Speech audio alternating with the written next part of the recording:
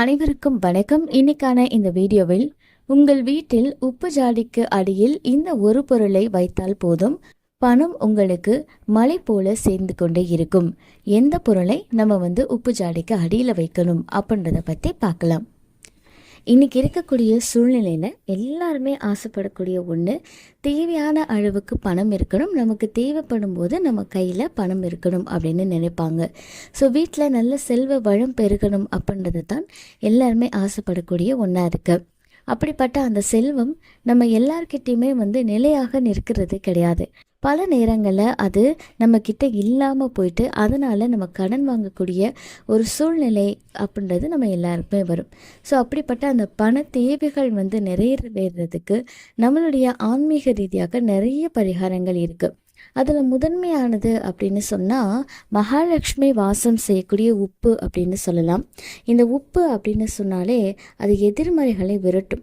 அதோடு இது ஒரு முக்கியமான பொருளாக இருக்குது. இப்போ ஒரு புது வீடு கிரகப்பிரவேசம்லாம் நடக்குது அப்படின்னா முதல்ல வீட்டுக்குள்ளே உப்பு கொண்டு வருவாங்க, கல் உப்பு.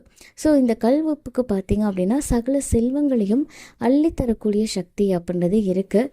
அதை எப்படி நம்ம பயன்படுத்துகிறோமோ அந்த அளவுக்கு நம்ம வீட்டில் நல்ல செல்வ வளம் பெருகும்.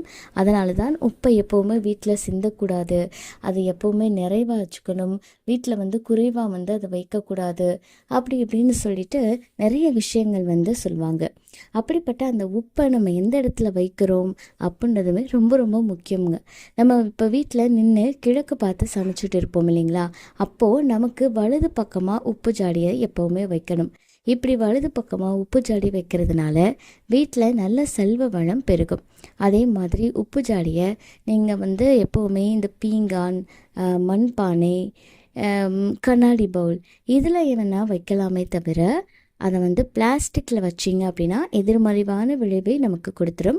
ஸோ அதனால் எப்போவுமே உப்பு ஜாடியை இந்த மாதிரியான விஷயங்களில் தான் வைக்கணும். அதே மாதிரி உப்பு ஜாடி ரொம்ப அழுக்கு பிடிஞ்சு இந்த எண்ணெய்க்கு பக்கத்துலலாம் வைக்கும்போது ஒரு மாதிரி பிசு பிசுன்னு ஆகும். அந்த மாதிரிலாம் இருக்குது அப்படின்னா அதை நம்ம சுத்தம் பண்ணணும். அப்படி சுத்தம் பண்ணும்போது பார்த்திங்க அப்படின்னா என்றைக்குமே வெள்ளி செவ்வாய் உப்பு ஜாடியை காலி பண்ணிவிட்டு சுத்தம் பண்ணாதீங்க. மற்ற நாட்களில் நீங்கள் செய்யலாம். ஸோ இன்றைக்கான பரிகாரம் என்ன அப்படின்றத பற்றி பார்க்கலாம்.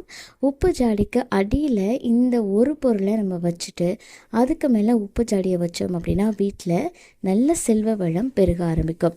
என்ன வைக்கணும் அப்படின்னு பார்த்தீங்கன்னா வெறும் ஒரு ரூபாய் நாணயம், அவ்வளோதாங்க. உப்பு ஜாடிக்கு எடுத்துட்டு அதுக்கு கீழே ஒரு ரூபாய் காயினை வச்சு அதுக்கு மேலே உப்பு ஜாடியை நீங்கள் வைங்க.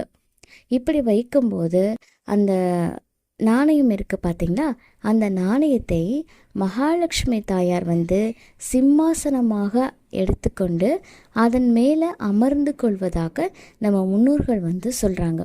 இதன் காரணமாக தான் நம்ம உப்பு ஜாடிக்கு அடியில் ஒரு ரூபாய் காயின் வைக்கிறோம்.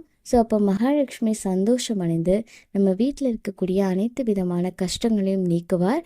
வீட்டில் பணம் அப்படின்றது பெருகி கொண்டே இருக்கும். இந்த தகவல் உங்களுக்கு பயனுள்ளதாக இருக்குது அப்படின்னா மறக்காமல் உங்கள் நண்பர்கள் கூட பகிர்ந்துக்கோங்க. மேலும் இது போன்ற ஆன்மீக தகவல்களுக்கு என்னுடைய சேனலை நீங்கள் சப்ஸ்கிரைப் பண்ணிவிட்டு பக்கத்தில் இருக்கக்கூடிய பெல் ஐக்கானையும் ப்ரெஸ் பண்ணிக்கோங்க. நன்றி.